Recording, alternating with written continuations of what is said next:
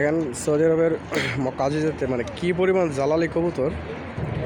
আসলে এই কবুতরগুলা ধরা এবং খাওয়া বা মারা সব কিছু নিষিদ্ধ পুরো সৌদি আরবে। মানে কী পরিমাণ কবুতর দেখেন একটা জায়গায়, বিভিন্ন হাজিরা আসে এখানে আইসা খাবার টাবার দেয়, প্রচুর পরিমাণ জ্বালালি কবুতর। শুধু এগুলো না, অনেক কবুতর এই জায়গায়।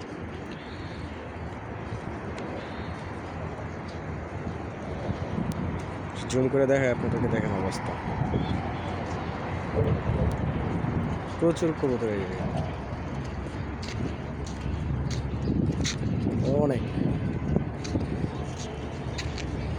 মানে মানুষদেরকে ভয়ও পায় না ওরা, বিভিন্ন মানুষের খাবার দেয়। মানে দেখার মতো একটা দৃশ্য।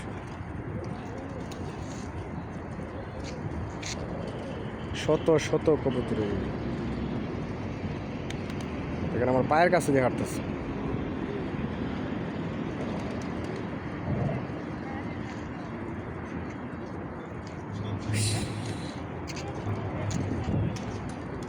দেখেন সংখ্যাটা, দেখেন একবার কি পরিমাণে কবুতর, শত শত কবুতর এখানে।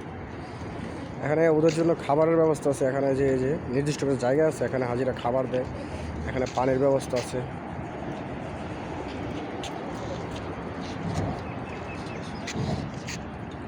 বিভিন্ন হাজিরা কবুতরের সাথে ছবি টবি তুলে কি হচ্ছে অবস্থা।